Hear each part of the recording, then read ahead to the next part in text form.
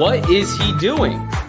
Nah, bro, I think he's legit. You just can't do that in that situation. Nah, you couldn't be more wrong. Yeah, I could agree with that. This is the Poochie Podcast. What is going on, Pooch Crew? Episode 140 here for you, recapping the Jaguars versus Raiders come from behind victory, looking ahead to Week 10, Jaguars traveling out to Kansas City, and all other good NFL news. Before we get there, please like and subscribe to the channel. Help us grow. Hope you enjoy the content. Find us on your preferred podcast streaming platform as well so you can listen to us on the go. But without further ado, Kyle is back for a third week in a row and a first victory podcast you get to do. Yeah, I was wondering if this would happen where I'm on it after a win. So certainly happy to have a little more pep in our step and excitement in our conversation today. Yeah, it's always more enjoyable. We've talked about that. We could beat that drum. It's always more fun. But we've gotten used to talking about the team after losses. Now we get to dive in to our toolbox and see if we can talk about us after a victory. But some victory that was just a deep exhale, it felt like, from the entire fan base after that win. Just general thoughts from you after that 27-20 victory for the Jacksonville Jaguars. Really happy with how we, came back being down that much. It looked like it was over. Last week, I talked about Davante Adams, how I thought he was going to feast on our secondary. That's exactly what happened in the first half. Somehow we stopped them. I think he had one catch for 0 yards in the second half. So, yeah, I don't know what adjustments we made. Obviously, it's a little easier to make adjustments when you're down that much in the first half and get outplayed. So I think we kind of cut Davante Adams off. Josh Jacobs didn't have a great game. So, yeah, really happy with how the defense played in the second half and how the offense came alive. Yeah, and it looked like Davante Adams was ready to take over the game, and he did take over the game, like you mentioned, for the first half there, and the Jaguars were able to make adjustments to keep him in check. But it's interesting to watch a superstar like that against a team that, doesn't have really many established players in the secondary, let alone on most of the defense. And he did kind of exactly what we thought he was going to do, but it was even more joyful to watch and exciting to watch how the defense responded to him. Tyson Campbell stepping up. Rayshon Jenkins ends up going down. Andrew Wingard comes in and holds his own. But it really just shows you kind of what a number one alpha receiver can do for a team. Do you think that's where the Jaguars kind of lack a little bit on the offensive side of the ball? Or how do you think that this team could kind of become more potent with not only the addition of Calvin Ridley, but potentially one guy in the draft coming up in April next year?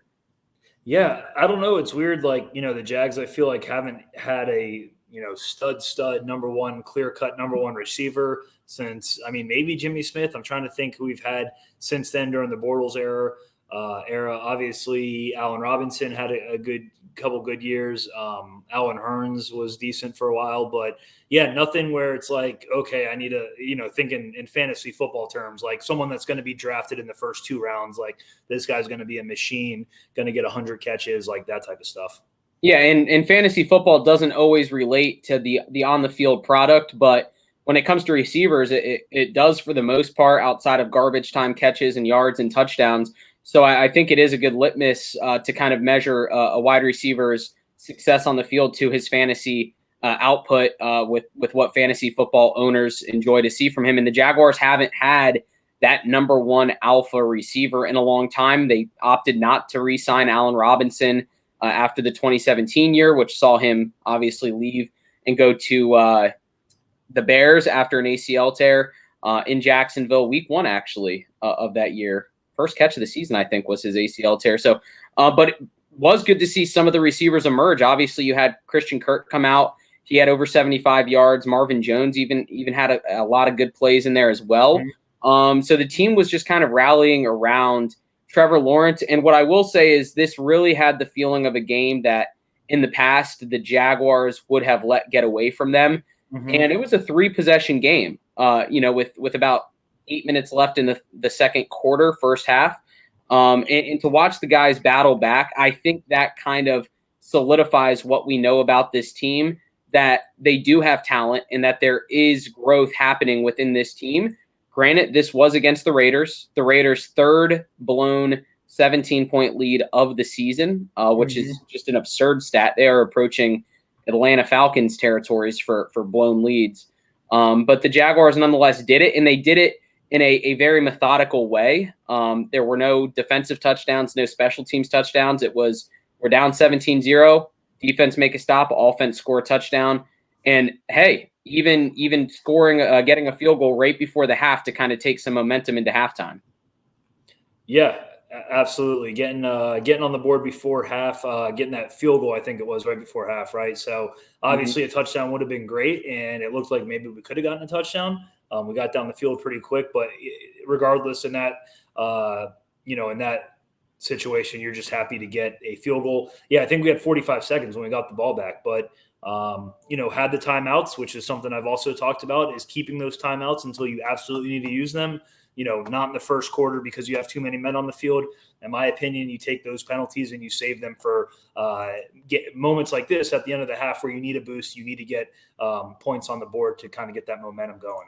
Yeah, there was a scoring barrage at the end of the first half. The Jaguars punted kind of to open up the second quarter, and the Raiders scored on that massive touchdown to Davante Adams where he was wide open. I mean, there was a ball within 20 yards of him. Just awesome play action by the Raiders, got Davante Adams wide open, easiest touchdown he's probably ever scored. But then the Jaguars answer that. They're down 17-0. The Jaguars answer that with a 10-play, 75-yard drive, 6 minutes off the clock, and answer that to make it 17-7. And it was very resemblant of the drives we've seen in the past that have ended in turnovers or ended in penalties, moving out of field goal range. But Trevor Lawrence gets them down towards the goal line. They're able to punch it in for a touchdown. They lean. Hey, what do you know? They lean on on Travis Etienne from the 1 yard line to punch it into the end zone. It's what we've been talking about on this podcast over the last 2 weeks. Yep. And I think in that touchdown with Etienne, they were in shotgun from the goal line. I was telling Skip, I was watching it with him. I was like, I don't know why we keep running it from shotgun. Like, we need to go under center. But it ended up working out. But yeah, it's funny. A lot of the stuff we've been talking about, they almost seem to kind of correct. I don't know if it's their own scouting or, like I even texted you, maybe they've been listening to the podcast or something. But for instance, Trevor Lawrence, 6 rushes for 53 yards. I mean, he picked up a first down or two, very clutch moments where, you don't force something and you don't take the sack, but you either throw it away or you get some positive yards running. And maybe 1 or 2 of them were designed. I don't remember exactly, but a lot of them were scramble drills where, he saw the opening and he picked it up himself. And what's so interesting about that is it makes you wonder if the defense, the opposition, are seeing on tape, okay, this guy's not running.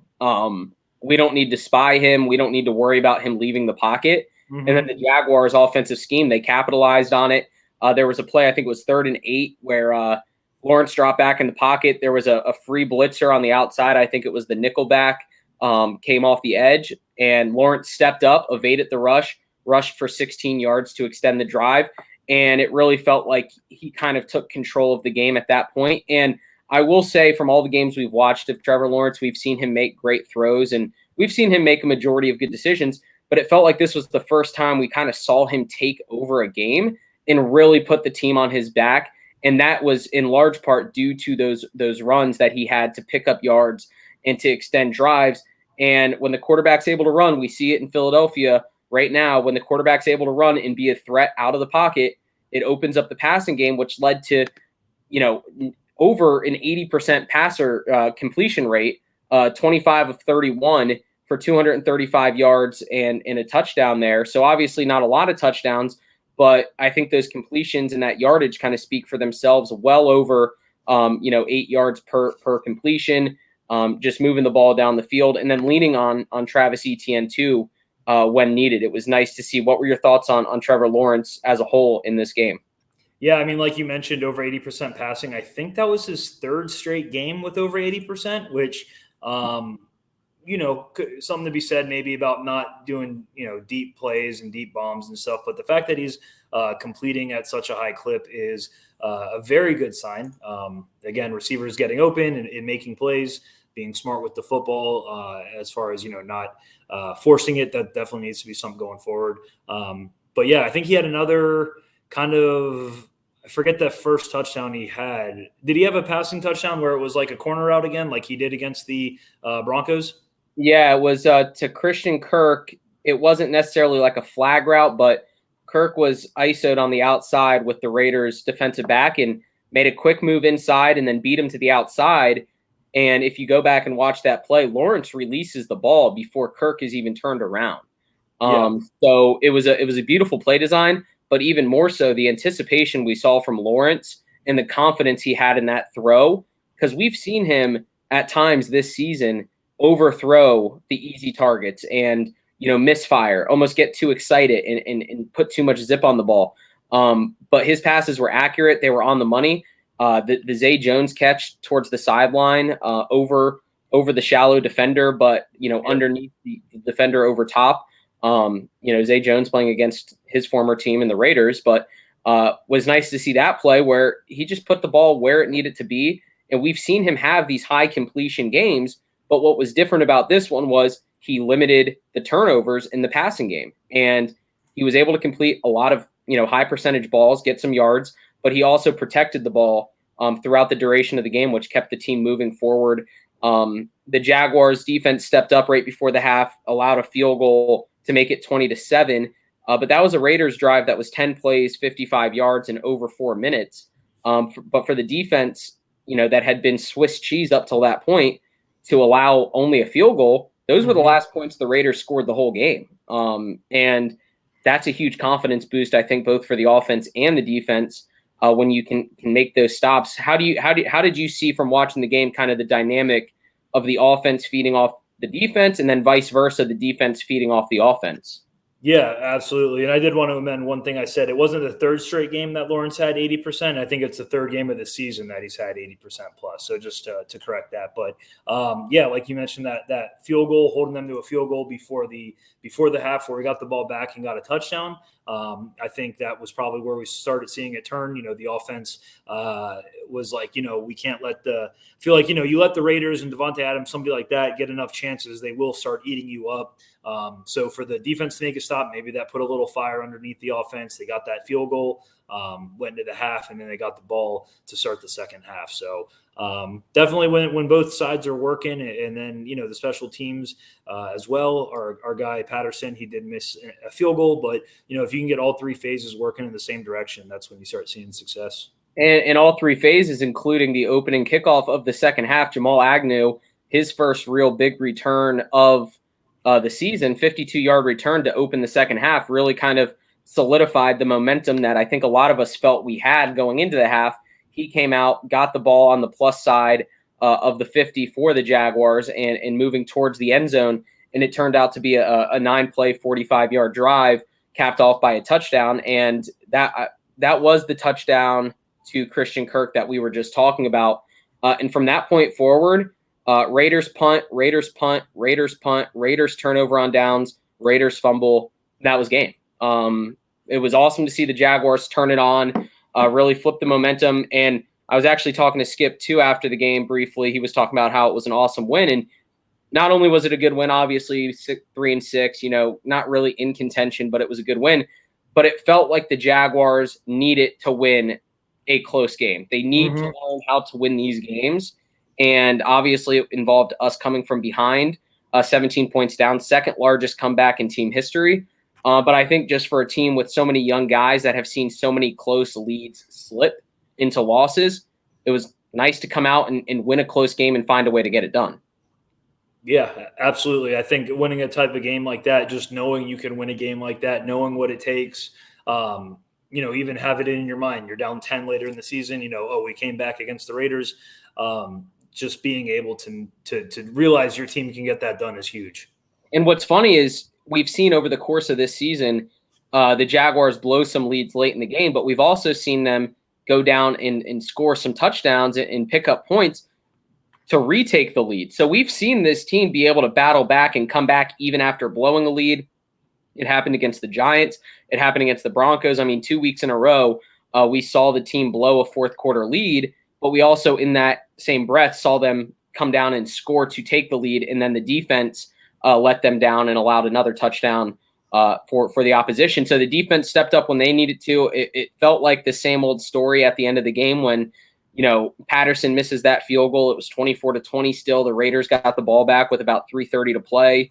And the defense just held their own and stopped them. Whatever changes they made to hold Adams in check, to hold Jacobs in check, the Raiders really couldn't do anything on the offensive side of the ball in the second half. So it was fun to see. Anything else on the Jags-Raiders game before we move forward?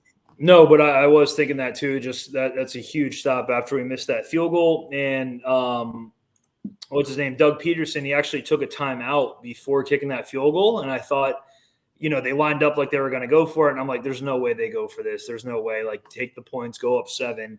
They lined up maybe to try to get them to draw offsides. They did take the timeout, ended up missing the field goal. For the defense to get a stop, 4 plays for 8 yards right after that, not even allow a first down or let them get close, was huge. Of course, we got the ball back, tried to run the clock out as much as we could, and then we did get the field goal. So, those like 2 minutes of clock game time right there were huge. But, nothing else on that game. Even though the Raiders are bad, they have a great running back and a great wide receiver and a decent enough quarterback. So the fact that we shut them down in the second half kind of as a team is definitely encouraging. Yeah, and I'll have to look at the stats, but Josh Jacobs, one of 2 players, top 5 in both rushing yards and rushing touchdowns. So, yeah. I'll have to see if that still holds true because we only allowed 67 yards, but I imagine that's still accurate. So to only hold him to 67 yards, no touchdowns, right? Did Jacobs have a touchdown? No, he did not. I don't think it. No, because the only 2 touchdowns were Devontae Adams. So keep Jacobs in check. That was wonderful to see. Really turn it around there. So really fun game to watch. An exciting game to watch. It's a game that a lot of us expected once we went down for it to go the wrong way and for us to get buried. But the team's resilient and the team fought back. And who knows? Maybe the first 8 games of the season were leading up to this point, where, like we talk about, first you lose big, then you lose close, and then you start to win close. And maybe this is the team turning a corner into winning close games. But let's not hold our breaths because we head out to Kansas City here in a few days to take on the Chiefs, which you go down 17-0 to the Chiefs. That's pretty much an insurmountable hole to come out of for most teams in the NFL, especially the Jaguars. But Jaguars-Chiefs on Sunday, Week 10, what are your thoughts on that? Yeah, I mean, the Chiefs, obviously, they're scary. They are the Chiefs. They have played some uncharacteristic close games this year so far. I'm looking right now. We're about 9.5-point underdogs. That seems about right where we should probably be. Definitely worried just about the high-flying offense, how Patrick Mahomes, even if it's an unheard of guy, he makes them look good. They get in the mix and they look like superstars. So I am worried about that. Travis Kelce is going to be a problem for us. Just knowing the Jaguars and how we can play. Sometimes on the defensive side, you got Hardman, who's a speedster, Kelce, who just seems to get open. We certainly will have our hands full. The good news is they don't have a great rushing attack, the Chiefs, that is. So really got to focus on stopping the pass, stopping Mahomes. I feel like making them beat you by running the ball is how we win this game. Yeah, and we're definitely going to have to spy Mahomes with what we know he can do out of the pocket. And maybe that's where a guy like Devin Lloyd is able to step up, because I don't think Devin Lloyd has the body to stay with Travis Kelce. As a linebacker, he's got the speed, but I feel like Travis Kelce is obviously one of the most athletic tight ends in the league, the best tight end in the league by a lot of people's standards. But for the most part, stopping Kelce, a lot of teams find success by putting a safety on him, not even a linebacker. So, maybe Devin Lloyd is able to use his athleticism to step up and spy Patrick Mahomes and keep him in the pocket and keep him honest. Here's what I will say. If you look at the Chiefs' schedule this season, obviously they've had 9 games, actually 8 games, excuse me. They've already had their bye. So they won week 1 44-21, and they won against the 49ers a few weeks ago 44-23. But outside of those 2 big blowout wins, this past week, 20-17 over the Titans in overtime, 3-point win. 1-point win versus the Raiders, 30-29, a team that we just beat. 1-point win against them. 4-point loss to the Bills, 24-20. 10-point win against the Bucs, who we all know what they are. A 20-17 loss to the Colts and a 3-point victory over the Chargers, 27-24. So as good as this Chiefs team has looked, and they are 6-2, they're not scoring as frequently as we're used to them scoring. We're used to seeing them averaging over 30 points a game and winning games 38-29 or 30 or 38-27. The team on offense, they look good. They aren't scoring as much as they have in the past, which provides me a little bit of hope, because if we can keep this game in the 20s, it makes me feel like, okay, we maybe have a legitimate shot at pulling off a massive upset like the Colts did back in week 3 of the season. Yeah, I was looking at the same thing. If you look at the Chiefs home game, which obviously this is a home game for them, beat the Titans by 3, lost to the Bills by 4, beat the Raiders by 1, and beat the Chargers by 3. Chargers, Raiders probably should have beat them more handedly, you would think. Titans, weird team. They had their backup playing and still could only put up 20-17 score. They weren't exactly lighting the world on fire. That's the Titans. Of course, the Chiefs did come back and win that game. So a situation like we just saw with the Jags game.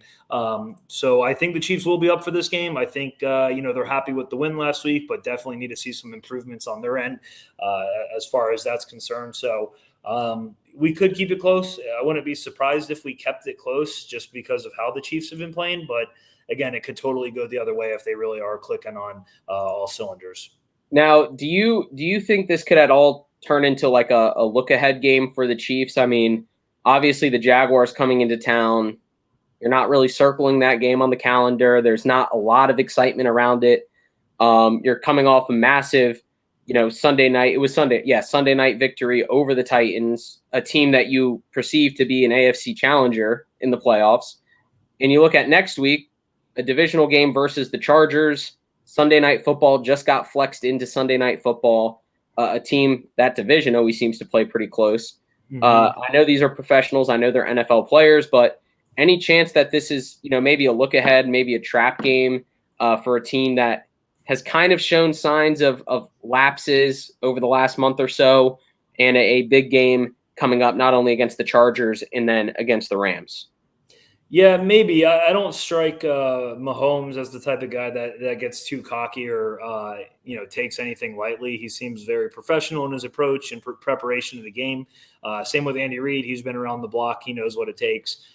So I think they'll come ready to play. I do think we have the advantage of kind of having nothing to lose. I mean, we just got a victory, but we're still 3-6. We're going on the road and we're playing a potential team that could come out of the AFC for the Super Bowl. So we do have a good situation where, just kind of go leave it all on the field. Hopefully the coaching staff on the Jaguars schemes up some good plays from watching tape and where their weaknesses are on defense.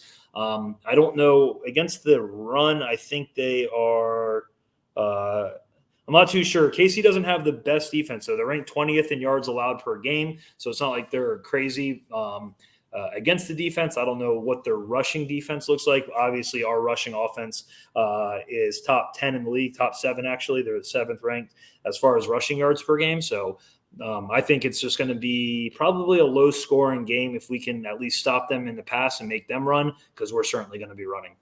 Yeah, the Chiefs rank 2nd in total yards per game, only behind the Bills by 1 yard on average. Lead the league in passing yards per game at 311. Not towards the top at rushing offense at all, and not in really the top 10 of any defensive category at all. So there are some opportunities, I think, on paper for the Jaguars to keep it close. I think the Chiefs probably have one too many athletes for the Jaguars to keep up with. And to me, honestly, that's what the Chiefs feel like. It feels like they win games, maybe, based on skill and scheme and coaching, but it feels like they just have good enough athletes to win games when it's all said and done. And that happens more so in college. That vibe kind of happens more in college. They just have really good athletes that cause way too many mismatches.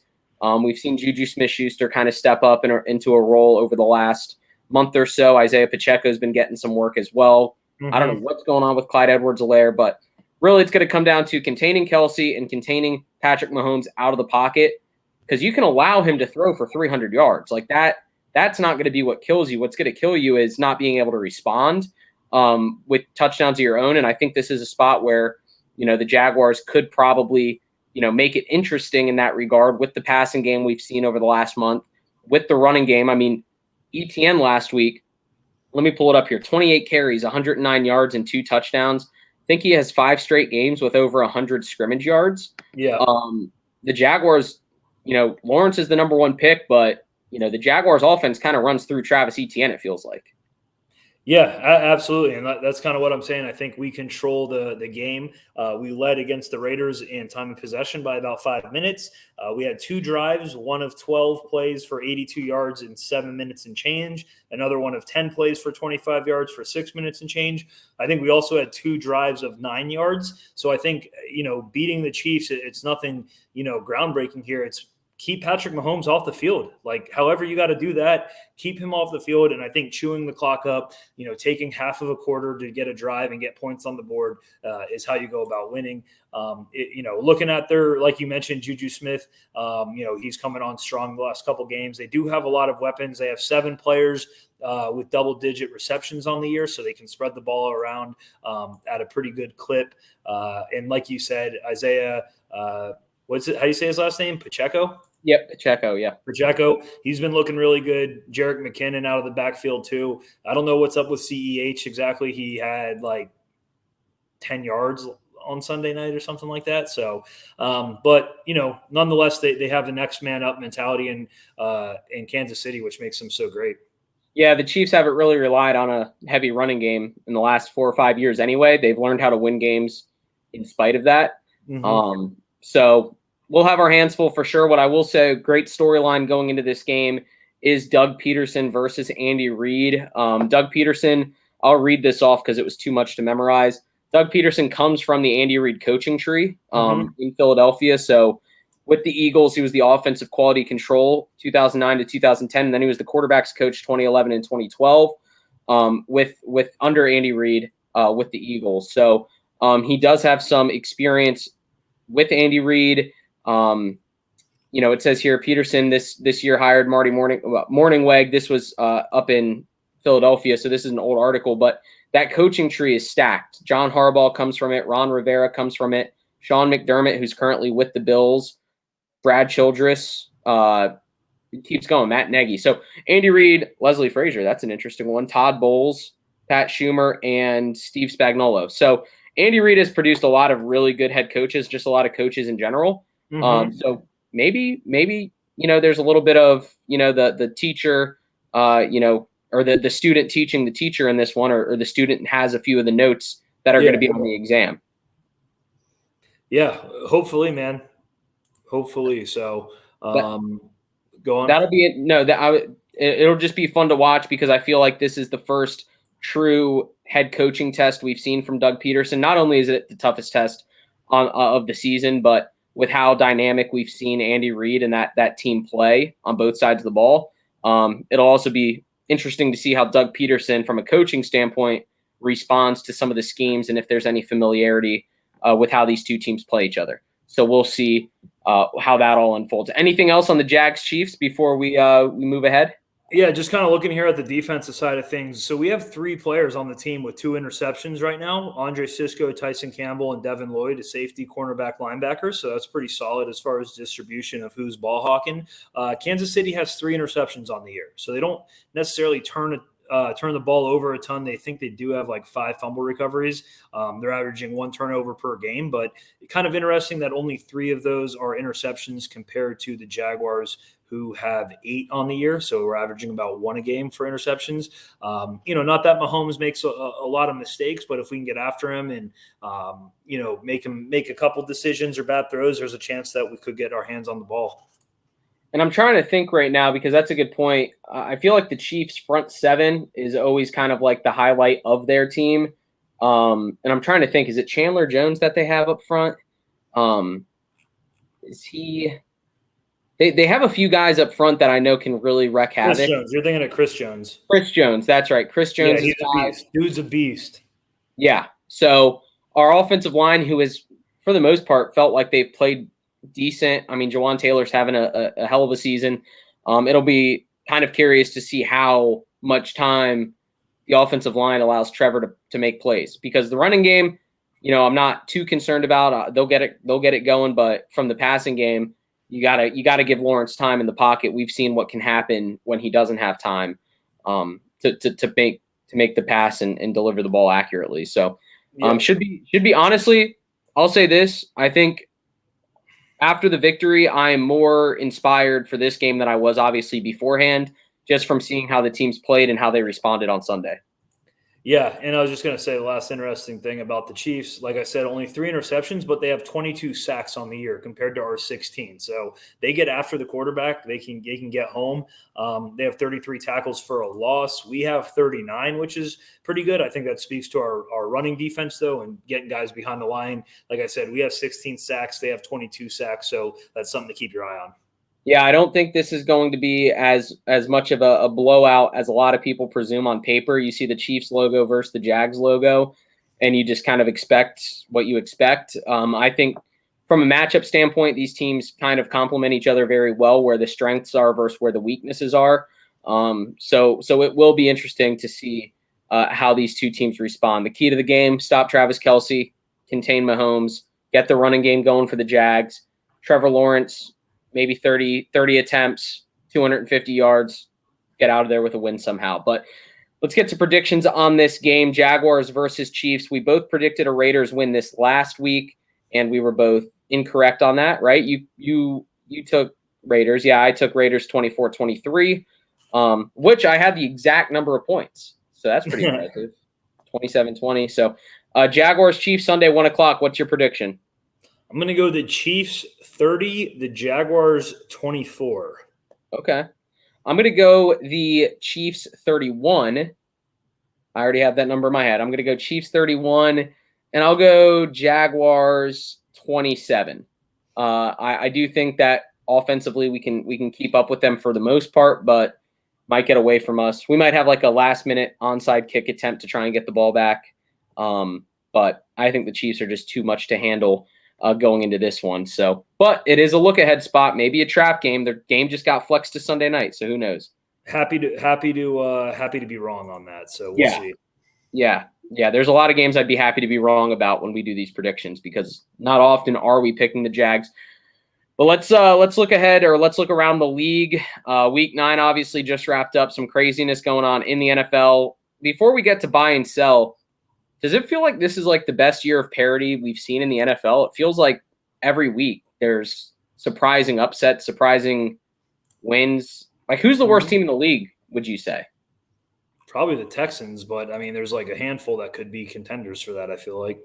And the Texans beat us, so there's that. Texans beat us, their lone win. But no, there is a good amount of parity. I mean, obviously the Eagles are at the top, the Bills and the Chiefs are kind of the 3 that you put up there. But I mean, the Ravens getting a big win on Monday Night Football. The NFC East, there always seems to be that one division where they have 3 really good teams. I think most people this year thought it was going to be the AFC West with the Chiefs, Chargers, and the Broncos, and then even the Raiders. Really, I thought that was going to be a division that could potentially be at or above 500, all of them. But a lot of parity. NFC East, Cowboys, Giants, Eagles, even the Commanders, a game below 500. They lost a heartbreaker to the Vikings, but they've been playing tough games. So, yeah. Yeah, NFC East has been a good one. In the NFC South, not for any good reasons. All those teams are below 500, but they're all within like 2 games of each other. Exactly. The Bucs pick up a win. Vintage Tom Brady, if you will, post-divorce, comes out and gets a win, last-minute win. The Rams kind of looked disheveled on the final drive there. But the Bucs take control of the NFC South. Saints end up losing to the Ravens, which I think a lot of people expected, but the Bucs cushion themselves nicely in the NFC South. But what are we buying after Week 9 in the NFL? We are buying I'll tell you what we're buying. We're buying Justin Fields. That's what we're buying. I feel like he's on the Bears. He's in a tough position. Can he pass in this league? Is he just a running quarterback? whatever he's doing is working right now. I think he's been a pretty fun player to watch this last month. Bears, not a great team, but they're 3-6, and they're kind of, I don't want to say they're in the mix, but they are tied for second in the NFC North. Obviously, the Vikings may be running away with that division, but NFC, nothing crazy. The NFC wildcards right now are the 49ers at 4-4, the Falcons at or the Cowboys, Giants, and then the 49ers, I guess, would be your wild card teams. But like I said, the 49ers are only 4-4. So, I mean, the Bears being 3-6, and they got a game this week against the Lions, who knows? I like it. Yeah, no, that's accurate, spot on. I mean, not buying the Bears, but I am buying Justin Fields as far as maybe being a leader and a quarterback that can find ways to win. Yeah, and I agree with that. I feel like my one hesitation with Justin Fields is, 15 carries on the ground for 178 yards. That's great. How sustainable is that, especially in a league where defensive coordinators are making changes weekly? Can he keep up with the scheme changes that happen against him? We'll see. This was like his first big breakout game on the ground, and kind of what we've seen in college from him, kind of transferring to the NFL. But I like it. It was, fun to watch. Good story to see him come out. Obviously, it was a losing effort to the Dolphins, who won 35-32, which was going to be the team that I was going to buy. The Dolphins with Tua. I mean, that team does seem, with Tua, a completely different team. Of course, it is their starting quarterback, but that team is good. But I'm actually going to go with the New York Jets. Winning a divisional game is great, but winning against a team who is a Super Bowl favorite in the Buffalo Bills, holding them to 17 points, a Jets defense that has had question marks for the last 3 or 4 years, really coming together. Obviously, Sauce Gardner, we can't talk about him enough. But for the Jets to come out and win that game the way they did, 20-17, came from behind to win that game as well. I'm gonna buy the Jets, and then I'm also gonna sprinkle a little bit on the Cincinnati Bengals, albeit against the Carolina Panthers.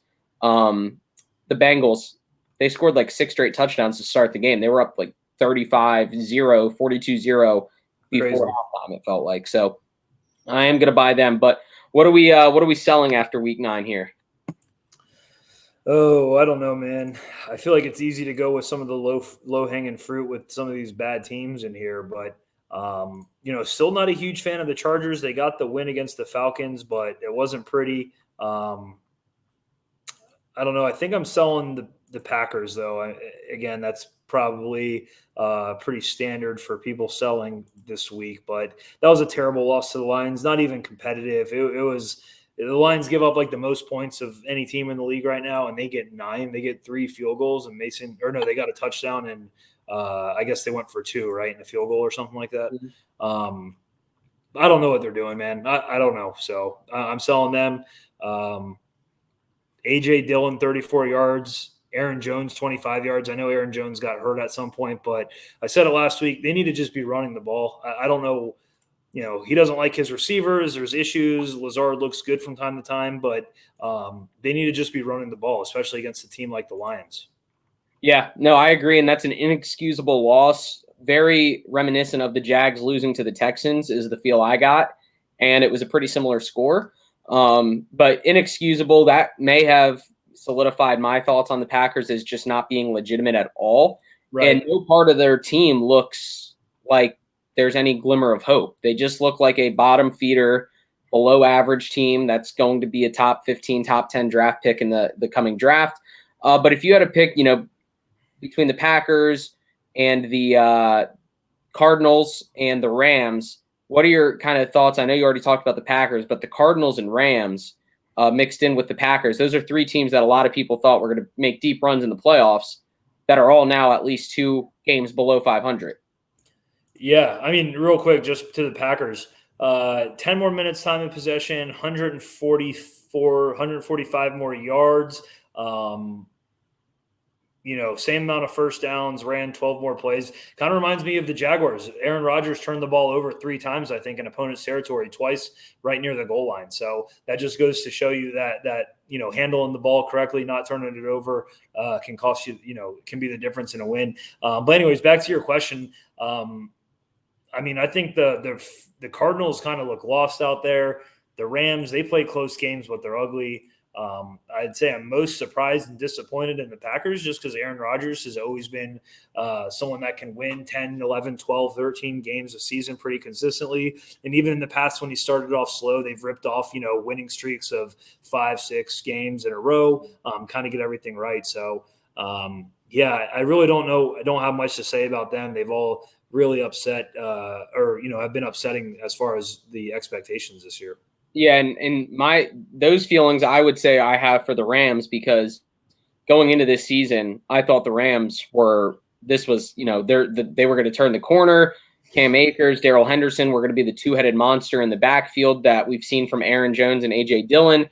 Thought we were going to have a lot of good stuff from those two backs, and then obviously shit hit the fan with Cam Akers, and you bring in Allen Robinson, who is another big target for Matt Stafford. That's just been completely disappointing. You have Cooper Kupp, top 3, if not the best wide receiver in the league. And then the regression that we've seen from Matt Stafford has not been from lack of talent or lack of weapons around him. It's been from lack of talent. The Rams set up for victory this past week against the Bucs just to lose it in the end. That's a team that does not look like even a shell of themselves from last season, a team that went out and won the Super Bowl last season. Super Bowl. Yeah. They matched their losses with that loss. They've matched their losses from last season too. They were 12-5. Now they're 3-5. Complete 180 from last year. Yeah. So I'll go with the Rams. Ravens was also a fun team too. I know they beat the Saints, but they're streaking right now, and I feel like they're hot at the right time. They don't have J.K. Dobbins right now, and he feels like he's been out the whole season. He was in for 2 or 3 games, but they found a way to make it work. Gus Edwards is back on the IR or the PUP list, whatever it's called. But Kenyon Drake has stepped up. So the Ravens look like a legitimate AFC contender. Ravens-Bengals, maybe. Ravens-Bengals, and then you have the Bills and Chiefs. So the AFC playoffs are shaping up to be very nice with those 4 teams. The NFC, not so much. It seems like the Eagles are kind of running away with it. So, but let's get to Week 10. Week 10, unless anything else on Week 9, Kyle? Nope, that's it. No. All right, Week 10. Best game of Week 10 coming up. Obviously, the leaves are changing around the country. Best game of Week 10. I would imagine it's got to be the Vikings and the Bills, especially the Bills losing that game to the Jets. This should be a good game. I don't think the Vikings are frauds, really. They've won some close games, and they've really, not beaten teams probably the way they should, but they've still won the game. They're 7-1. That is what it is. You're 7-1. You're 7-1. That's the end of the sentence. So, but I think the Bills come out. I think they probably win, by 2 scores here. But I think it should be a good game. Yeah, no, I would say that is the best game on the slate. But looking around the league, I feel like there are going to be a lot of exciting games. I mean, Falcons, Panthers, didn't they just play 2 weeks ago? I think so. There's a couple of those where they're like back to back or like right after 2 times in 3 weeks. Yeah, I know the Jags and the Colts did that. They were like 2 times in 3 weeks, but they're playing on Thursday night. So they're playing 2 times in 11 days? That's kind of interesting. Yeah. So they're very familiar with each other. But Seahawks, Bucks, I mean, that Seahawks team is just so much fun to root for and pull for with how much people, including myself, were writing them off before the season. Mm-hmm. Lions, Bears, seeing how the Lions respond from that win against the Packers, seeing how Justin Fields can build off his performance against the Dolphins. But one of the most intriguing matchups I like is the Broncos and the Titans, simply because the Broncos defense is nothing to laugh at, and we've seen that in the past, that they've stepped up. They've lost a lot of games, but they've lost a lot of low-scoring games. How is that Broncos defense going to control Derrick Henry? Because that will be the difference maker. The Titans had the Chiefs beat this past week if they kept feeding it to Derrick Henry, and they did not. I think the Broncos defense is one of the top 5 in the league, maybe top 10, maybe top 5's a stretch. I don't know. But I feel like that's going to be a very interesting game there too. Yeah, totally. Probably very low scoring. It'll be interesting to see if Tannehill's back and ready to go. Either way, I think they're going to have a tough time on offense. But if you got Malik Willis back there, who hasn't really thrown the ball much, you're not going to get much done against the Broncos. So, again, I know we're kind of out of it for the most part, but, another Titans loss, then they play the Packers and the Bengals and the Eagles before we play them. So you never know what can happen. Yeah, there's always a chance. That win on Sunday was huge for the Jaguars and just reinstilling hope in a lot of us as fans. Something's got to give in this game. There's two games actually, but the Cardinals-Rams, we were just talking about them, and now they're playing each other. That's going to be an ugly game, I feel like, but it also could be a very interesting game to watch. Safe to say, whoever loses that, their season is over. If it's not already over, their season's over. Divisional matchup, NFC West implications. The Seahawks feel like they're running away with it at this point. Mm-hmm. But the Cardinals-Rams, that's a doozy to watch, at least on paper. Yeah, and typically the NFC West games are fun to watch, but this year it's just been boring football for the most part, except for the Seahawks. That's true. That's true. All right, let's get to lock of Week 10. Lock of Week 10, straight up, not against the spread. Who is your lock of the week for Week 10? Oh, it's got to be the Bills. Like I said, they're coming off of a bad loss. Again, I don't think the Vikings are frauds necessarily. They're just not like, wow, this team is crazy good. Like, It's been a weird brand of football, and I think the Bills are going to come out firing. That should be a high-scoring game, though. I think the Vikings do have the ability to put up points, especially with Justin Jefferson and Adam Thielen. The thing is, the pace of play in this season, they haven't had to, like, be crazy with the ball and the passing and stuff. Yeah, no, that makes sense. I think where the Bills are locked last week, no, the Eagles were. And they did beat the Texans, but it was not by as much as we thought. Yeah, and I want to try to pick, tougher games instead of the Eagles over the Commanders or the Giants over the Texans, Well, sorry, yeah, I was going to say my tough lock of the week is going to be the Dolphins over the Browns. Okay, I like that. Dolphins favored by 3.5 right now. I just think they have it rolling. They're looking good in all aspects of the game. Obviously, allowing 32 points to the Bears is not ideal, but the outlier is Justin Fields in that game. You just don't expect that. And you're not going to get that from Jacoby Brissett. So I think Dolphins over the Browns is my guaranteed luck. I want it to go with the 49ers over the Chargers, but the Chargers are too bipolar, if you will, of a team to where we don't know what we're going to get from them week in and week out. And I still feel like they have the weapons to where they can keep up with most of the teams in the league. They just haven't put it together.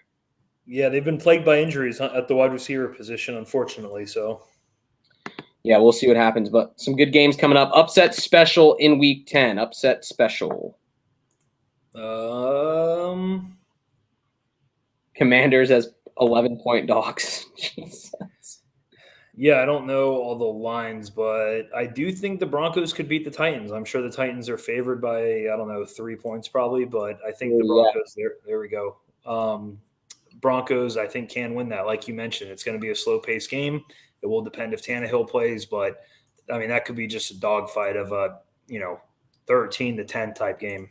Yeah, no, I could see that. I'm curious about two games. Steelers over the Saints. Steelers are 2.5-point dogs at home. I don't think the Saints have done anything special to deserve being a favorite, but they are playing the Steelers, who haven't done anything to deserve being a favorite either. So right. That's one upset that I could see, but I think the one I'm going to go with, I'm just going to keep sticking with the Seahawks. I feel like they are inappropriately balanced, or what is it? Inappropriately seeded every handicapped. week. Yeah, they're inappropriately handicapped every week. Feels like they've been underdogs for the last 5 weeks, and all they've done is won as underdogs. 2.5-point dogs in Tampa Bay against the Bucs. No, in Germany. In Tampa Bay by way of Germany. Germany by way of Tampa Bay. Sorry. So you have that obviously going overseas. Is this the first NFL game in London? I feel like they've been talking about that. Or in Germany, excuse me. Yeah, I think so. I feel like this is the first one. But, a little Sunday morning upset special. I'll go Seahawks over the Bucs in this one. But you did talk about the anything else about Week 10 real quick before we move forward? No. Just kind of the same stuff. A lot of the marquee matchups that we probably thought should have been this year have not panned out. Usually the Cardinals-Rams, like you said, should be a huge game. Packers-Cowboys could definitely be an NFC playoff matchup before the season. Maybe not so much anymore. But, football is football, and we're going to watch and we're going to root. Yeah, and we'll see. Yeah, that Packers-Cowboys game, it looks like the Cowboys are just going to move to 8-1 or whatever their record is. and pick up another win there. But you mentioned the Titans potentially getting another loss to the Broncos. That would be huge. The Jags lost to the Broncos as well. So being able to have them match that loss would be nice for us. And the Colts are playing the Raiders, which could be a loss, and the Texans are playing the Giants, which could be a loss. They're kind of irrelevant at this point. But if we could get another week where even if we lose, at least everyone else loses to keep pace with us, that would be kind of nice. Yeah, I mean, it's going to be tougher and tougher to sneak into the wild card as if you're below 500 with the Bills, Jets, and Dolphins all well above 500. Bengals have looked good resurgently recently. So Chargers 5-3, but that's kind of a misleading 5-3 in my opinion. And we could sneak in as division champs under 500. That's what I'm saying. If it might be tough to make it as the wild card, but if the Titans could go on a little slide and we could, win some of these games down the stretch, you never know. The Colts fired their head coach on Monday this past week, and Jeff Saturday named interim head coach, and no one on their coaching staff has play calling experience. So we don't pick the Raiders as our lock, though. It can't get any worse. So, I mean, I like it. I think putting a former player in there, somebody that can relate to the guys, closer in age than most head coaches, might not help, but it ain't going to hurt. That's true. And you'll figure it out this offseason. But if Jeff Saturday comes out and he's somehow just a stud coach, that would be crazy, and somehow wins the head coaching job. That would be awesome. But anyways, anything else from you before we sign off for the evening? No, appreciate you having me on again. Jaguars, very encouraging last game. Hopefully we can keep it up down the stretch. And again, we just want to look competitive this season. Obviously, I don't think winning 2 or 3 games for the season is a success. If you win 5, 6, 7 games and they're all competitive, though, and you're playing close games, I think you can feel really good about that going into the offseason. Yeah, and the next 2 games for the Jags are probably their toughest stretch of the season. The Chiefs, and then a bye week, and then the Ravens. So 2 AFC favorites coming in or against the Jags in these next 2 games that they have. If we can somehow get out of there 1-1 in those 2 games, that would be a miracle. That would be wonderful. That would be awesome as a fan. And then you have the Lions, Titans, Cowboys, Jets, Texans, and Titans to close the season. But yeah, I agree. A lot to look forward to as a Jags fan, especially after that comeback victory.